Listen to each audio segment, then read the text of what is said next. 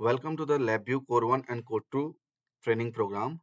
My name is Nitesh Pradhan और आज हमारा ट्रेनिंग प्रोग्राम सेशन का डे 3 है। सॉरी, आज इस सेशन का सेशन 3 है और सेशन 3 में हम डिस्कस करेंगे about the Boolean data type. Okay, so Boolean data type को स्टडी करने के लिए हमें सबसे पहले अपने LabVIEW को ओपन करना पड़ेगा और LabVIEW ओपन करने के बाद हमें यहाँ पर फाइल में आके न्यू VI में क्लिक करना है। सो बूलियन डेटा टाइप होता क्या है? बूलियन डेटा टाइप LabVIEW का एक स्पेशल डेटा टाइप है जो कि दो ही पैरामीटर रखता है, दो ही मानक या दो ही वैल्यू, दो ही पैरामीटर रखता है। एक है ट्रू, एक है फॉल्स। इस ट्रू और फॉल्स को आप programmatically yes, no, okay, not okay, 1, 0 इस तरीके से यूज कर सकते हैं। जब भी हमें किसी दो वैल्यू का कंपैरिजन करना है तो उन दो वैल्यू के कंपैरिजन के बाद जो आउटपुट हमें मिलता है वो बूलियन के फॉर्मेट में ही मिलेगा, या तो कंपेयर होगा या कंपेयर नहीं होगा। अगर हम किसी और पैरामीटर्स में कंपैरिजन के बाद अगर हम कोई चीज को सर्च करते हैं किसी स्ट्रिंग से, एरे से, टेबल से, तो अगर वो उसमें अवेलेबल है तो यस अवेलेबल है, नहीं तो नो। अगर कोई भी दो पैरामीटर्स के बीच में किसी तरीके का कंपैरिजन या रिलेशनशिप स्टेब्लिश किया जाता है तो या तो वो रिलेशनशिप या कंपैरिजन स्टेब्लिश होगा या नहीं होगा। इन सभी का आउटपुट ऑलवेज यस या नो में होता है, ट्रू या फॉल्स में होता है। कई बार उस ट्रू और फॉल्स को हमें काउंट करना पड़ता है, तो जब हम उसे काउंट करते हैं तो हम उसे 1 2 3 4 इस तरीके से मेजर करते हैं। बट रियलिटी में 1 2 3 4 इस तरीके का कोई भी कॉन्सेप्ट नहीं होता है। इट्स जस्ट अबाउट कि हमारा जो भी ट्रू एंड फॉल्स या जो भी नंबर है वो कितने बार ट्रू हुआ है या कितने बार फॉल्स हुआ है, हम उसे काउंट करते हैं। इन सभी चीजों को हम LabVIEW में प्रोग्रामिंग के समय सीखेंगे। तो जो हमारा बूलियन डेटा टाइप है, इस बूलियन डेटा टाइप में डेटा वैल्यू को on off, yes no, true false जैसे लॉजिकल रिजल्ट के हिसाब से आप यूज कर सकते हैं। Boolean data type 8 bit value के रूप में आपके डेटा को संग्रहित करेगा, मतलब स्टोर करेगा। बूलियन डेटा टाइप आपके रिजल्ट को जो ट्रू एंड फॉल्स होगा उसको 8 बिट के रूप में स्टोर करेगा। जीरो का मतलब है सभी के सभी 8 बिट वैल्यू जीरो होने चाहिए। अगर सभी के कोई भी वैल्यू अगर नॉन जीरो हुआ तो उस टाइम पे वो ट्रू। बट इसका यूज हम तभी कर पाएंगे जब हम ऑब्जेक्ट ओरिएंटेड पे काम कर रहे हैं। LabVIEW में अगर आप फ्रंट पैनल पे आते हैं और राइट क्लिक करते हैं तो यहाँ पर आपको बूलियन डेटा टाइप मिलेगा। फ्रंट पैनल पे बूलियन कंट्रोल पैलेट मिलेगा। राइट क्लिक, जब आप राइट क्लिक करते हैं और फ्रंट पैनल में आते हैं तो आपको बूलियन कंट्रोल पैलेट मिलेगा। और जब आप ब्लॉक डायग्राम में आके करते हैं तो यहाँ पर आपको बूलियन फंक्शन पैलेट मिलता है। आप बूलियन फंक्शन पैलेट में लॉजिकल फंक्शंस को देख सकते हैं, जो है एंड फंक्शन, और फंक्शन, एक्सक्लूसिव और फंक्शन, नॉट फंक्शंस। ओके, उसके बाद हमारे पास कुछ स्पेशल फंक्शन है जो जिसके बारे में आप जब जानेंगे तो आपको बहुत अच्छा लगेगा कि कैसे हम नंबर से एरे, एरे से नंबर एंड बूलियन टू 0 और 1 हम बना सकते हैं। तो चलिए हम एक बूलियन फंक्शन लेते हैं। जब आप एक पुश बटन लेते हैं और उसे प्लेस करते हैं तो उसके लिए एक Boolean control terminal front block diagram में अपीयर होगा और ये डार्क ग्रीन कलर का होता है। ओके, और इसका आउटपुट हमें केवल बूलियन इंडिकेटर से ही दिखाई देगा। बूलियन के साइज में हम केवल और केवल साइज को ही इंक्रीज नहीं कर सकते, बल्कि इसके कलर्स को भी चेंज कर सकते हैं।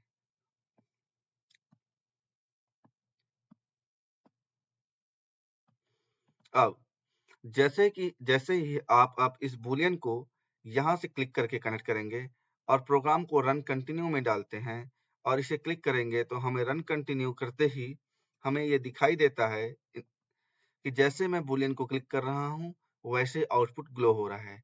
आप चेक कर सकते हैं, जैसे मैं बूलियन को क्लिक करता हूँ यहाँ से ट्रू जनरेट करेगा और कंटिन्यूसली मुझे ग्लो मिलेगा। इसी तरीके से मेरे पास कुछ और फंक्शंस हैं जो LabVIEW प्रोवाइड करता है।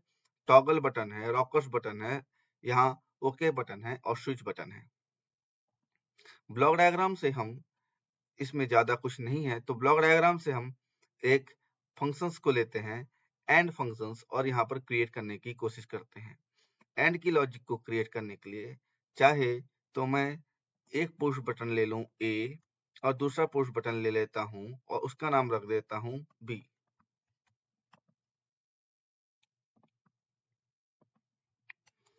अब मुझे एक आउटपुट लेना है, पर अभी तक मुझे आउटपुट किस हिसाब से लूंगा मुझे आइडिया नहीं है।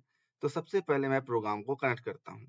तो प्रोग्राम को कनेक्ट करने से पहले मैंने जो भी फंक्शन लिया है उस फंक्शन पे, आपने जो भी फंक्शन लिया उस फंक्शन पे राइट क्लिक कीजिए, फर्स्ट क्लास छोड़ दीजिए, सेकंड क्लास के फर्स्ट वन पे आके आप लेबल करेंगे। लेबल करते ही आपको दिखाई देगा कि आप किस तरीके से इसको यूज कर सकते हैं। देखिए, आप कुछ इस तरीके से इसे यूज कर सकते हैं। एंड क्रिएट इंडिकेटर, यहाँ पर जब आप क्रिएट इंडिकेटर करेंगे तो आपको ऑटोमेटिकली नेमनक्लेचर भी मिलेगा, नाम भी मिलेगा। इसके नाम के साथ मिल रहा है x and y, x and y, और ओके उसके साथ क्वेश्चन मार्क है। So you can write here A and B question mark, answer दोनों में से क्या कुछ भी आ सकता है, राइट। अब ब्लॉक डायग्राम में हम चीजों को, अब ब्लॉक डायग्राम पे आप कंट्रोल ए कीजिए, कंट्रोल यू, इससे आपका प्रोग्राम क्लियर हो जाएगा। Now run.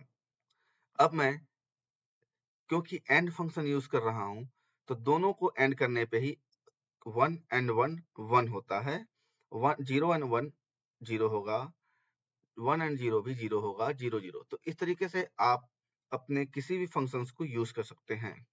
सपोज करता हूं एंड लॉजिक का यूज कैसे करना है, एंड लॉजिक कहाँ यूज हो सकता है। चलिए एक एग्जांपल लेके देखते हैं। मैं इस फॉर लूप को यूज करता हूँ, इस फॉर लूप का को मैं यूज करता हूँ, और फॉर लूप को यूज करने के साथ साथ सॉरी सॉरी मैं एक व्हाइल लूप को यूज कर रहा हूँ, और मैं इस व्हाइल लूप को करता हूँ, और मैं चाहता हूँ कि जब मैं यहाँ से स्टॉप बटन प्रेस करूँ तो मेरा प्रोग्राम स्टॉप हो जाए। तो ये मेरा एक नॉर्मल कंसर्न है कि मेरा प्रोग्राम तब तक चलता रहेगा जब तक कि मैं स्टॉप बटन को प्रेस ना करूं। ओके, इंडिकेटर के तौर पे हम इसे एक क्रिएट इंडिकेटर कर देते हैं। जब मैं प्रोग्राम में स्टॉप बटन प्रेस करूंगा तो मेरा प्रोग्राम ऑटोमेटिकली स्टार्ट हो जाएगा, सॉरी स्टॉप हो जाएगा। जब मैं प्रेस करूंगा तो ये प्रोग्राम खुद स्टॉप हो जाएगा प्रेस करते ही। लेकिन चलिए एक और फंक्शंस लेते हैं। अगर मैं चाहूं कि मेरा जो वैल्यू है, मेरा जो भी यहाँ पर जनरेटेड वैल्यू है वो वैल्यू मेरे, अगर मेरा लूप एक सेकंड में 10,000 टाइम, अगर मेरा लूप जैसे ही 10,000 टाइम रन हो जाएगा उसके बाद प्रोग्राम स्टॉप होना चाहिए। उसके बाद सॉरी इसको 10 टाइम ही कर देते हैं, चलिए 10 टाइम रन होने के बाद प्रोग्राम खुद से स्टॉप हो जाए। या फिर मैं ये चाहता हूँ कि मैं अगर मैं बटन प्रेस करूँ स्टॉप बटन तो ही प्रोग्राम स्टॉप हो। सो इधर I will press, if will press, अगर हम यहाँ पर स्टॉप बटन को प्रेस करते हैं तो ही प्रोग्राम स्टॉप हो, और मेरा फंक्शंस उस टाइम को क्रॉस कर जाए या उस टाइम के बराबर हो जाए या उस आइटरेशन के बराबर हो जाए जो मैं दे रहा हूं, तब ये प्रोग्राम स्टॉप होगा। तो उसके लिए मैं कंपैरिजन प्रोग्राम लूंगा। कंपैरिजन, ठीक है, राइट क्लिक करता हूं। देखिए ब्लॉक डायग्राम पे राइट क्लिक कीजिए, कंपैरिजन पे आइए, एक कंपैरिजन फंक्शन लीजिए और यहाँ लगाइए।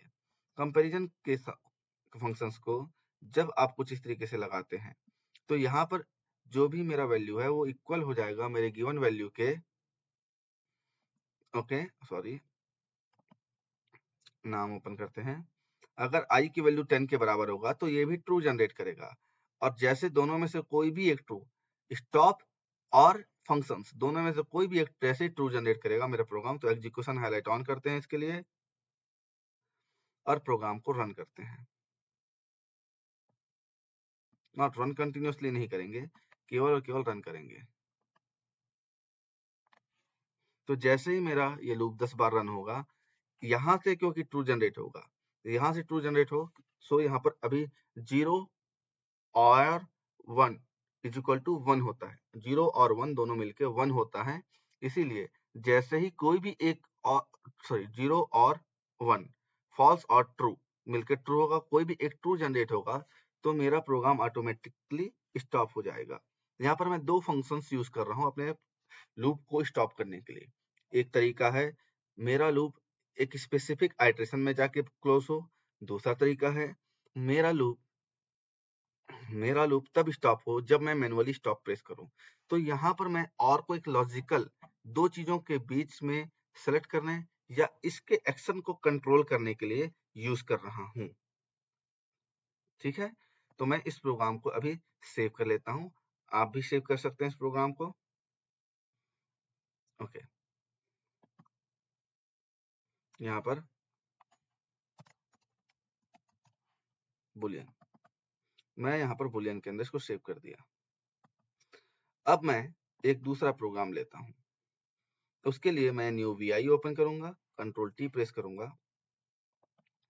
देखिए, अगर मैं यहाँ पर से फ्रंट पैनल से एक पुश बटन को लूं या एक टॉगल बटन को लूं, और ये दो हो गया, और तीसरे एग्जाम्पल के लिए मैं स्टॉप बटन को ले रहा हूं। अगर मैं इन तीनों के रेस्पेक्ट में एक एक इंडिकेटर प्लेस करता हूं, एक एक इंडिकेटर प्लेस कर देता हूं,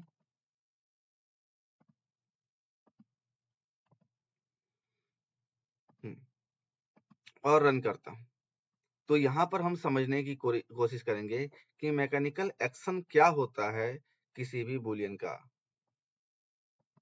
प्रोग्राम आप इस तरीके से लिख सकते हैं, तो बुलियन का मैकेनिकल एक्शन क्या होता है।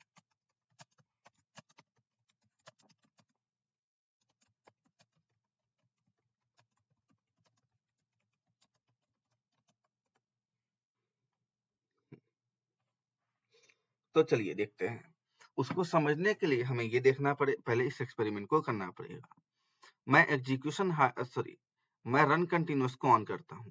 आप देख सकते हैं कि बुलियन को जब मैं प्रेस करूंगा, मैंने प्रेस करके छोड़ दिया है। इसको फिर समझते हैं। मैं प्रोग्राम को रन करता हूं।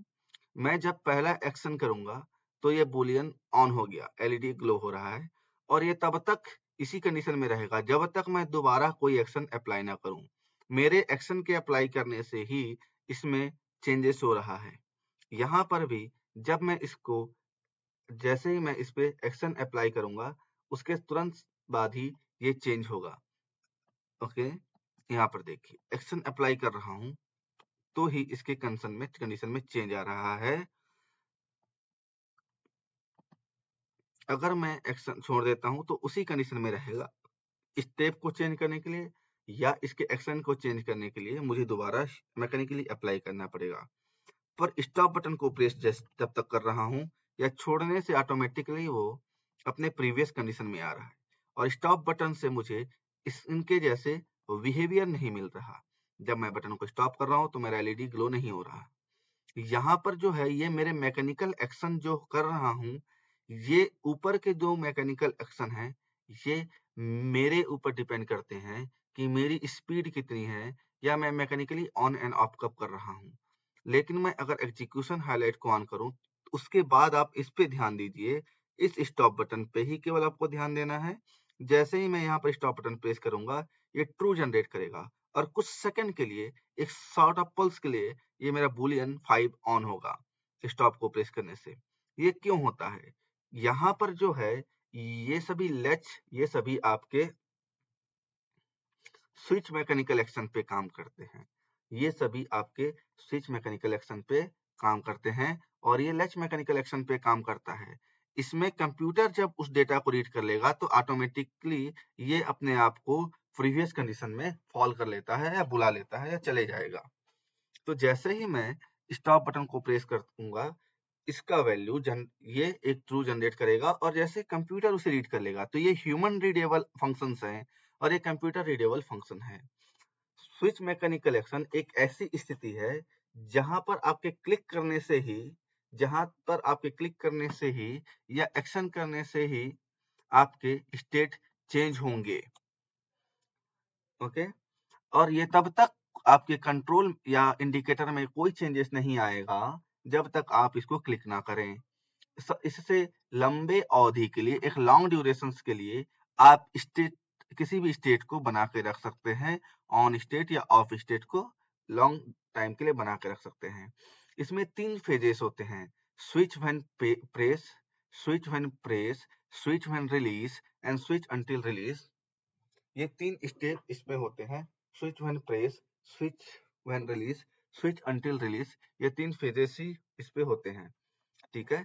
इन तीनों फेज के बारे में समझेंगे अभी।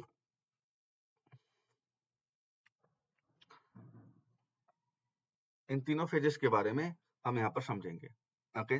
तो एक स्टेज क्या है, बुलियन स्विच, और ये स्विच का कंसर्न क्या है, ये है ये एक ऐसा स्टेज है जिसमें जब तक आप मैकेनिकली एक्शन प्रोवाइड ना करें तब तक आप के फंक्शन में कोई चेंजेस नहीं आएगा। इसके बाद है लैच मैकेनिकल स्टेज, ये है latch mechanical stage. Boolean control केवल तब तक ट्रू या फॉल्स स्टेट या इवेंट में रहता है जब तक उसे ना पढ़ा जाए। जैसे ही उसे पढ़ लिया जाता है ऑटोमेटिकली ट्रू से फॉल्स में या फॉल्स से ट्रू में चेंज हो जाएगा। इस कंडीशन में मेरा हमेशा फर्स्ट स्टेप है फॉल्स, तो जैसे ही क्लिक करूंगा तो सिस्टम जैसे ही इस इवेंट को रीड कर लेगा, इस इवेंट को जैसे ही रीड कर लेगा, तो जैसे इस इवेंट को रीड कर लेगा ऑटोमेटिकली ये फॉल्स में चला जाएगा। लैच एक्शन का सबसे बेहतरीन और सबसे ज्यादा यूज हम करते हैं केस स्ट्रक्चर या इवेंट स्ट्रक्चर का उपयोग करने में। हम इवेंट स्ट्रक्चर या केस स्ट्रक्चर का यूज करने में लैच मैकेनिकल एक्शन का सबसे ज्यादा यूज करते हैं। ये जब कंप्यूटर इन चीजों को रीड कर लेता है इसके एक्शन को, तो ऑटोमेटिकली चला जाता है। इसमें भी 3 स्टेज हैं, latch when press, latch when release and latch until release. जैसे कि ये बुलियन है, इस बुलियन पे आप राइट क्लिक करें और यहाँ पर मैकेनिकल एक्शन पे आएंगे, then you will get switch when pressed, switch when release, switch until release, latch when press, latch when release, latch until release. इस बटन की जो अभी फंक्शनैलिटी है ये है स्विच व्हेन प्रेस्ड। चलिए, और इस बटन की जो फंक्शनैलिटी है ये है latch when release, latch when release, okay.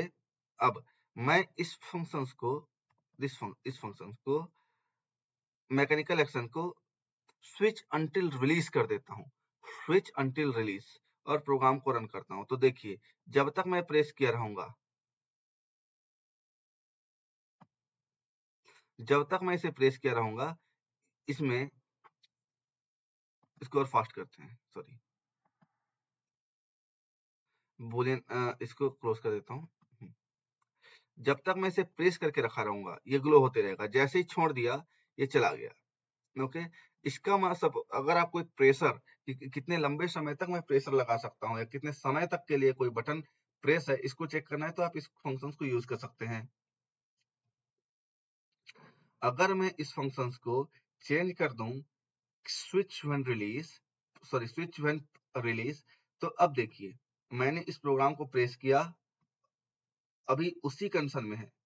मैं इसमें अभी तक मैंने जब प्रेस करके रखा हूं तो चेंज नहीं आएगा, जैसे रिलीज करने पे तो ये मैकेनिकली है। जब आप अपने हैंड से करेंगे तो पता चलेगा। अभी स्टॉप है, स्टार्ट है, मैं इसे प्लेस कर दिया, लेकिन अब देखो आपके इंडिकेटर में शो नहीं हो रहा है, लेकिन जैसे ही मैं इसे छोड़ूंगा तब इंडिकेटर में शो होगा। जबकि अगर ये फंक्शंस ये होता स्विच वाला होता, डायरेक्ट स्विच वन प्रेस, तो मेरे चेक करते कि ये चेंज हो जाएगा। तो ये वहां पर से चेंज हो जाता। तो ये बुलियन के एक्शंस हैं। अब ये लैच एक्शंस हैं।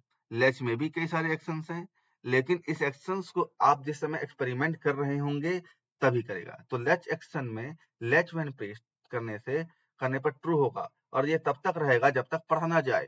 लैच व्हेन रिलीज तब होगा जब हम प्रेस करके रिलीज करेंगे तब ट्रू होगा, और तब तक रहेगा जब तक पढ़ा ना जाए। ये सभी इसके कंसर्न हैं। फ्रंट पैनल में इसे राइट क्लिक करके आप फाइंड कर सकते हैं। इमरजेंसी इमरजेंसी में अगर बटन का उपयोग करना है, इमरजेंसी स्टॉप, तो लैच का उपयोग किया जाता है, ओके। लैच का उपयोग किया जाता है ताकि event stake, okay. Latch when press का किया जाता है, और या तो टॉगल स्विच का उपयोग किया जाता है। आप अपने एक्सपेरिमेंट के हिसाब से इन्हें यूज कर सकते हैं। इसके बाद मैं एक और एग्जाम्पल पे आता हूँ। ये तो मेरा मैकेनिकल एक्शन पे हो गया। अगर आपको और डिटेल चाहिए तो मैं इसके कंप्लीट इसका एक एग्जाम्पल आपको बताता हूँ जिसका आप यूज कर सकते हैं इसको बनाने के लिए। ठीक है, 1 सेकंड का आप मुझे समय दीजिए।